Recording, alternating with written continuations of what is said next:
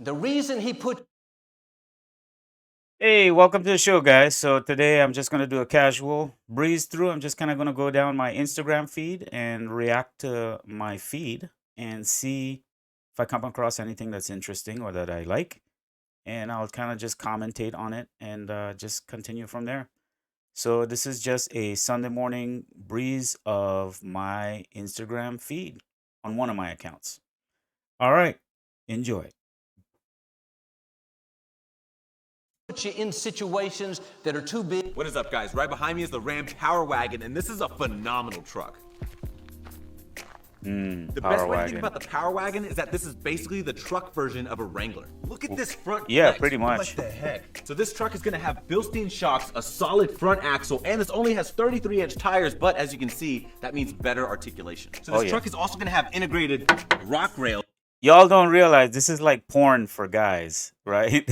Like when we're not looking at, see, men are visual creatures. We love looking at cool shit, right? And this is why nature is designed that way. That's why women look beautiful and men look rugged, and the rugged men are attracted to beautiful, shapely women. It's the same with why we like shiny things, shiny toys, shiny cars. It's our primal instinct, and that's something that seems to be taboo or a subject that's not accepted as an explanation anymore. Like right now, it's considered. I don't know, man. Just to acknowledge our humanity is crazy to me. What we live in, but yeah, I like this video. But let's move on. The reason he puts you in situations that are too big, too strong, too much is not to defeat you, but to establish you.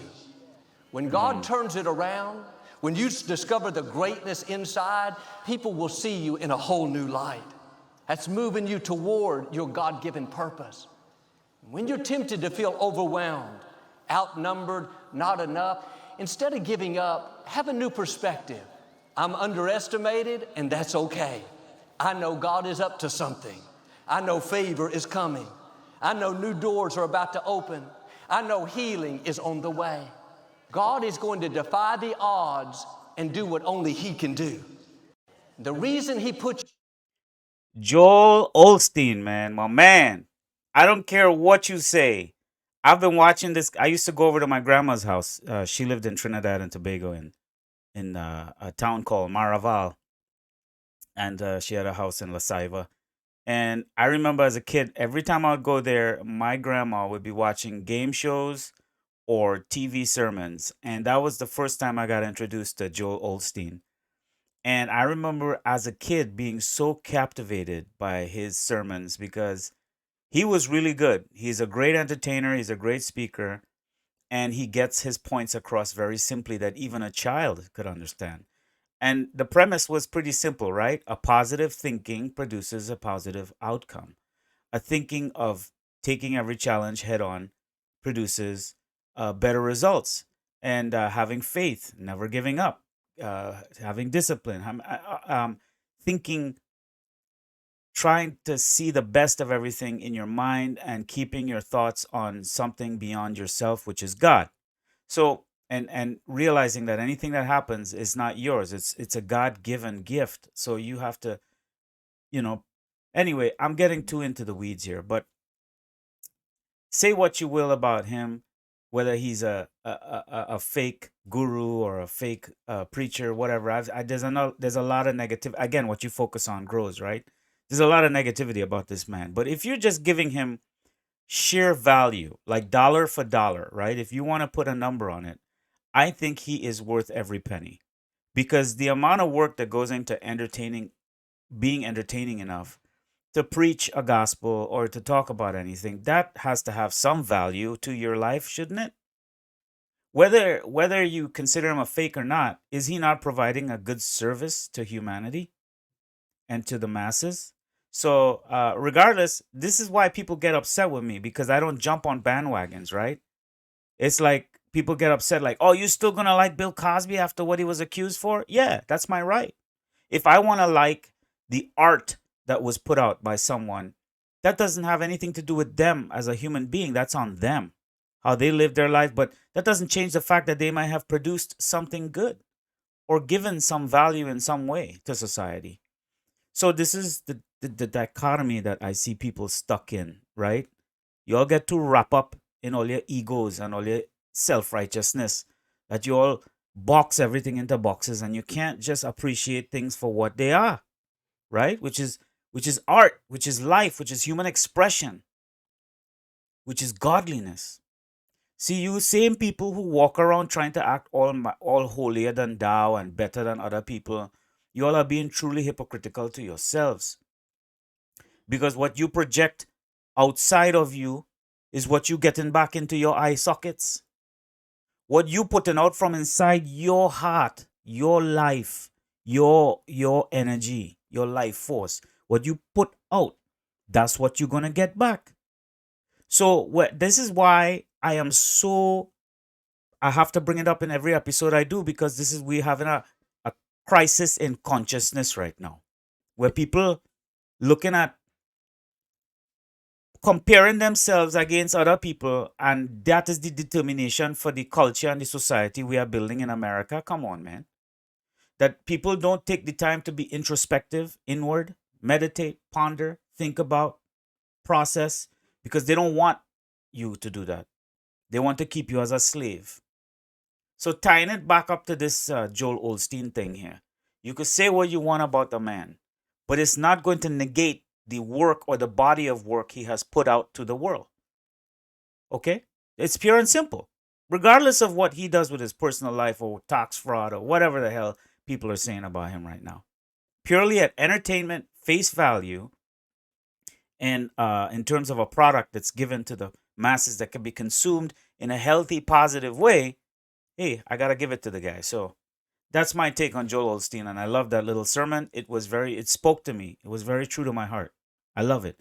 I try to live by these values, right?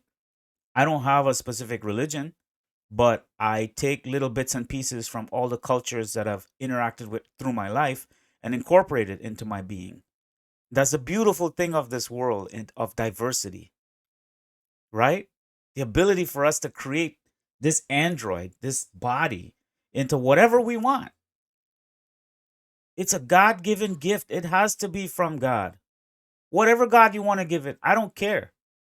But this is a beautiful creation, folks. Never forget that. And the system we are living in is at war. There's a spiritual war, right? And that spiritual war is fighting for people to be weak in terms of not realizing their true power. Your true power lies within you, your humanity, your godliness. And outside is constantly telling you why you're different, why you're less than, why you need to compare yourself to other things in order to feel worthy of. That's an evil thought process, whoever's pushing that agenda. That's what we call woke now. That's not woke. That's the opposite of woke. But it got coined the phrase woke. Why? Because they want you thinking in that direction. All right, let's keep moving on to my feed here. Great sermon. Thank you, Bill, Joel Osteen. And brings back a lot of good memories with my grandma when I was a kid. I have a lot of good memories going to my grandma's house. Two kids fighting. Ooh, that was good.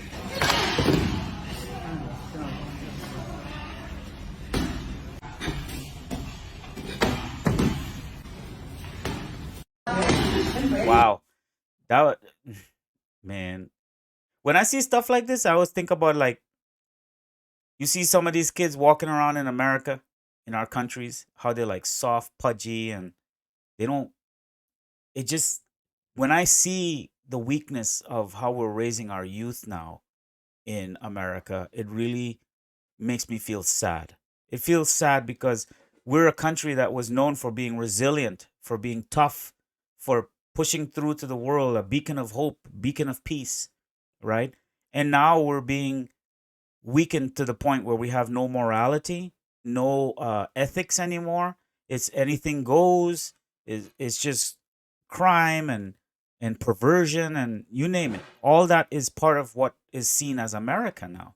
So what it once was seen has now diminished down to this thing. And now this is what's seen as the new America. And I'm like, no, why can't we have it how it was before? This is again ties back into Make America Great Again. So tying it back to this video, there's some kids, a couple of Asian kids. They're probably American. I don't know. Could be a school here in the U.S., but I'm left to assume, given the writing over here, that it's an Asian country of some sort. But uh, they put their kids through all the right training. They give them extracurricular activity. They maximize the opportunities for their children to access what is available to them on this earth. And that's the key. If you're not raising your children, who am I to tell you? I don't have any kids, right?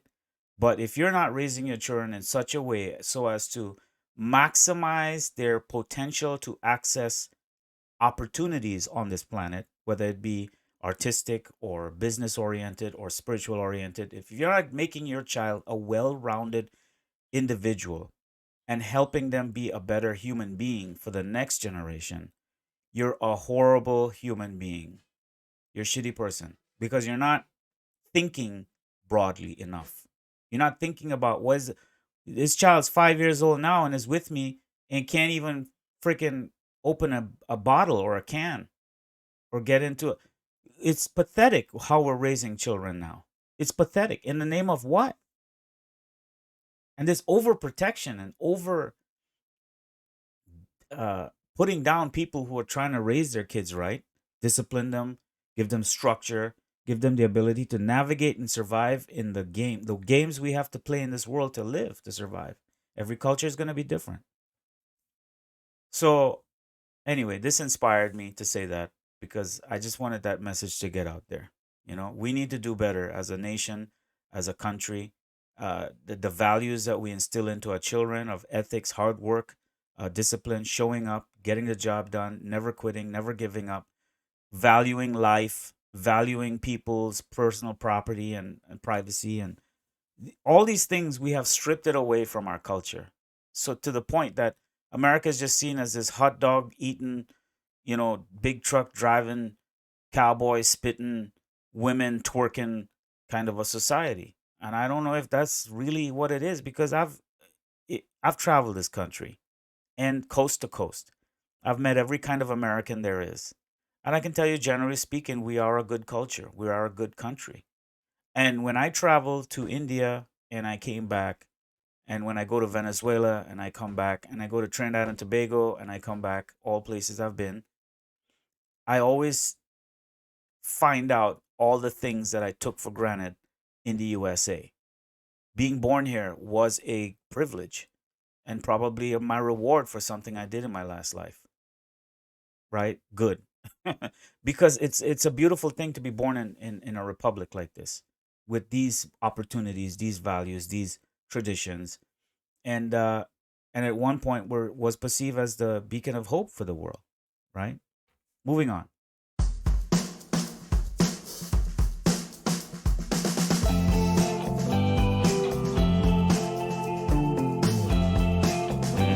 I don't know. I just got hungry there, man. No, he only plays the fool. Look at him. No, I'm good at soccer. Real good. Who's that, DJ Khaled? Playing soccer with Buju Banton. I'm real good, but I ain't Another got one. Let me see what you got.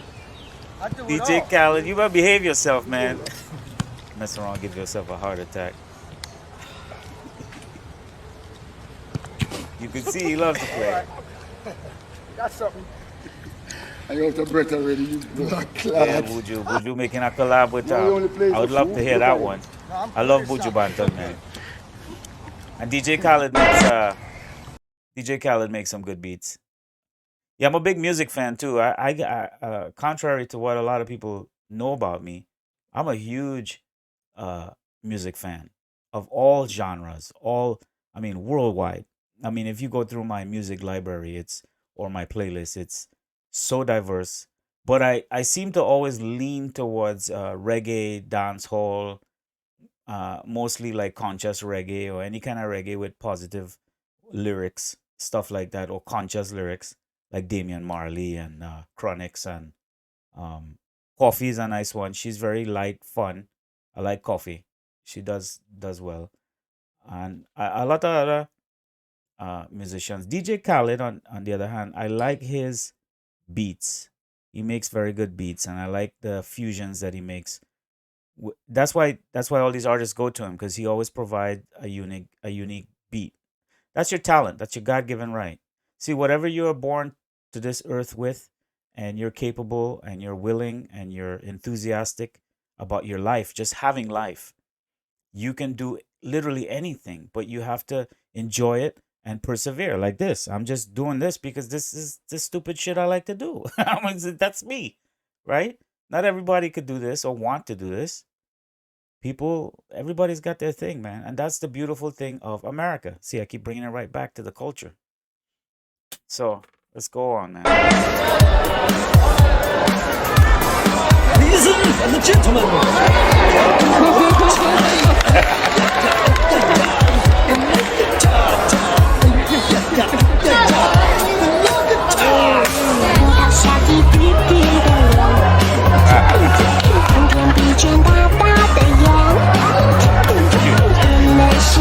All right, keep going. Oh, look at this little hedgehog. That's cute, man.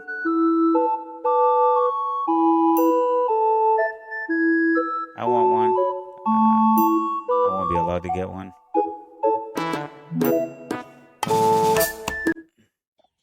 What's up? What we got here?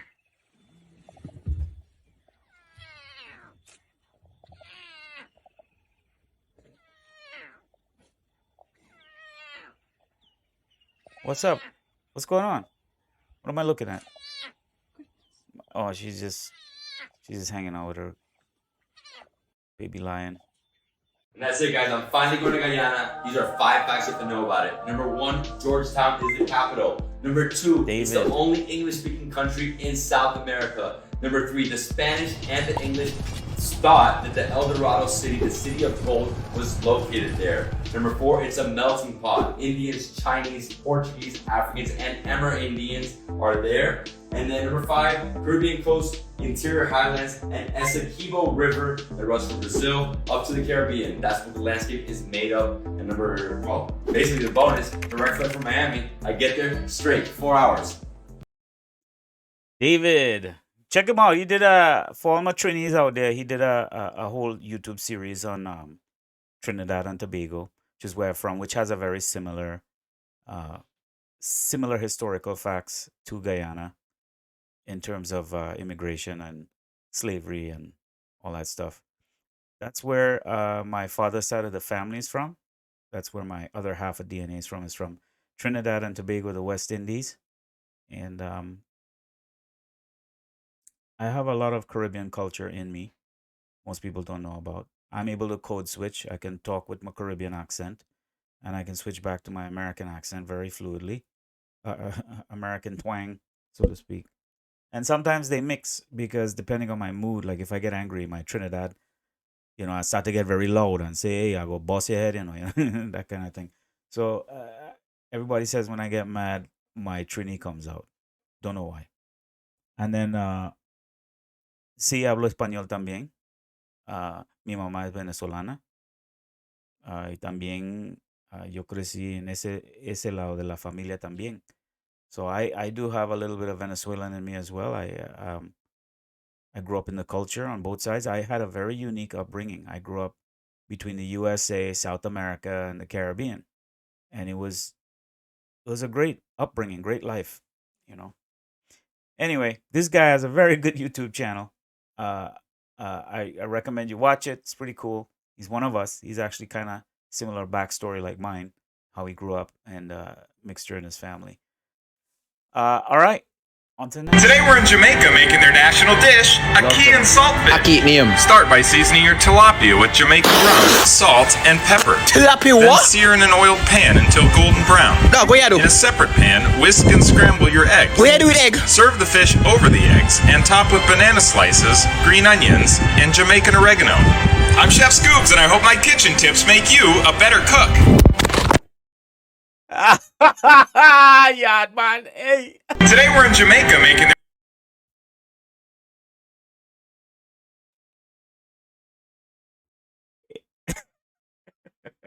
That one came real good. Oh god, that was too funny. He like what tilapia? Tilapia what? In Jamaica, we from, boy, eh? The Caribbean. I love Jamaicans, man. Always growing up, I love the culture. I love the music. Always, they have the swagger, you know. God bless Jamaica, man. Being a West Indian, I'm a fan. I'm a big fan. All right, moving on.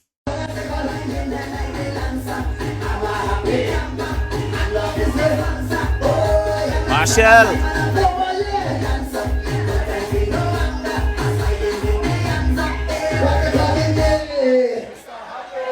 I said, mister, I can't hear you.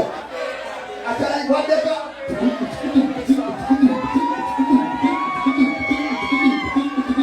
Somebody say, hey! Hey, ah. Are you ready to talk? Let's talk about the better, getting more than you. Ready, beat? Sindusha, Barbados, Belize, Caribbean, Caribbean. Panama, I see there, Trinidad and Tobago.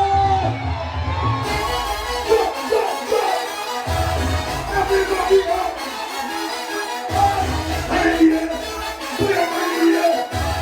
Trinidadian know the party, boy. Getting morning and evening. It's my home and I'm leaving. Yeah, man.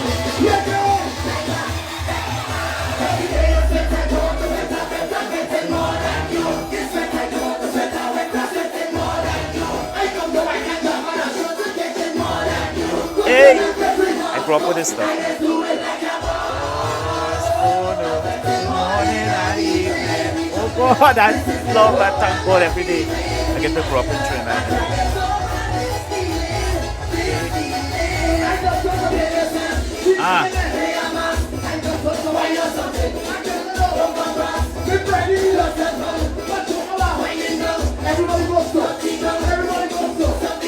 Trinidad and Tobago.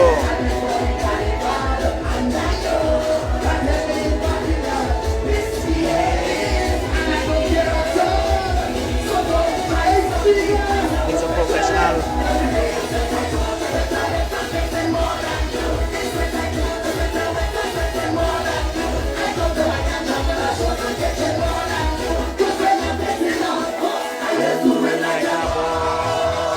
Hey! What? Man, still right. You know how long this guy doing this stuff, man? Still around to this day. I grew up with him. I grew up listening to him, not with him. All through school and in primary school.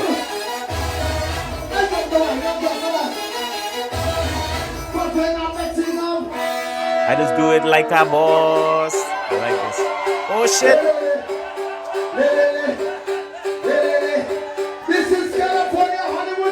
Yeah, this is part of my heritage here. Alright guys, I'm gonna cut it with you guys. I'm gonna go eat some lunch right now. I'm hungry. Thank you for spending my Sunday morning Instagram feed reaction.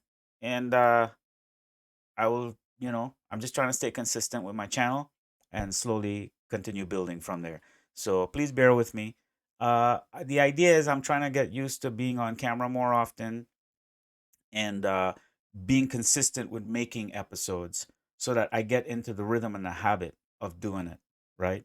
And so the main thing I'm trying to push here is that whatever you're trying to do in life with your own projects, whatever you're doing, is find a way to incorporate it into your structure or your time somehow, somewhere, in any small way, whether it's, with your phone or a computer at home or whatever you want to do. And just slowly be consistent. Be consistent. The creativity and all that stuff is going to come later. Once you start taking steps and taking actions and doing little by little every day something. Today I'm going to take a photo. Tomorrow I'm going to record something. The day after I'm going to put it up. However it has to come together, just let the creative process take control of you. Surrender. Give it up. I will promise you, you will live a much more fulfilled life once you start taking this approach to everything. How you interact with people, how you approach situations, how you live and maximize your time in whatever way you can that helps you achieve what you want. Don't give up. Don't beat yourself up. We all make mistakes. Once you understand that simple thing that we are all fallible, we all have shortcomings, falls, flaws, what's stopping you from just trying and just doing it, right? So, anyway, had a great Sunday. Thank you guys for listening. Stay tuned as we evolve, as we grow, as we kind of figure this out together. And thank you for being on my journey. God bless.